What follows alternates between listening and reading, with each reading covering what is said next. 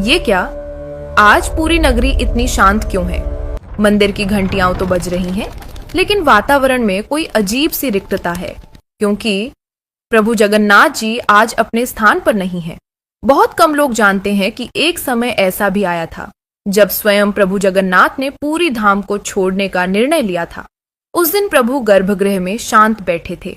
आंखों में करुणा थी, लेकिन मन अत्यंत व्याकुल था। लक्ष्मी जी ने धीरे से पूछा, प्रभु, आज आपके मुख पर इतनी उदासी क्यों है? तब प्रभु जगन्नाथ ने उत्तर दिया, देवी, मेरे भक्त बदल गए हैं। अब वे मुझे प्रेम से नहीं, भय से पूजते हैं। भक्ति में अहंकार आ गया है और करुणा कहीं खो गई है। प्रभु ने आगे कहा, मंदिरों में दान है, पर द्वार पर खड़ा गरीब भूखा है। नाम जप होता है, पर दिलों में प्रेम नहीं बचा।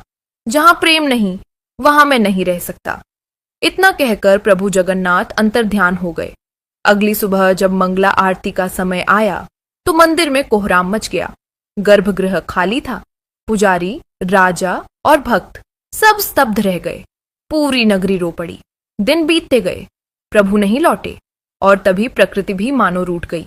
कभी मूसलाधार वर्षा हुई, नदियां उफन पड़ी, तो कभी भयंकर सूखा पड़ा। फसलें नष्ट हो गईं, भूख और भय फैलने लगा। लोग मंदिर के बाहर खड़े होकर चिल्लाने लगे, हे प्रभु, वापस आ जाइए। लेकिन पुकार में केवल डर था, प्रेम नहीं। तभी एक दिन पूरी नगरी के बाहर एक छोटा सा बालक प्रकट हुआ। न सिर पर मुकुट, न शरीर पर आभूषण, पर उसकी आंखों में अद्भुत शांति और गहराई थी। लोगों ने पूछा, तुम कौन हो? बालक मुस्कुराया और बोला, जिसे तुम ढूंढ रहे हो वह डर से नहीं आता। भगवान को प्रेम से पुकारा जाता है। अहंकार छोड़ो, एक दूसरे से प्रेम करो, भूखे को भोजन दो, तभी प्रभु लौटेंगे। यह कहकर वह बालक धीरे धीरे प्रकाश में विलीन हो गया। उस दिन लोगों की आंखें खुल गईं। धनवानों ने गरीबों को भोजन कराया, लोगों ने अहंकार त्यागा और दिलों में सच्ची भक्ति जाग उठी।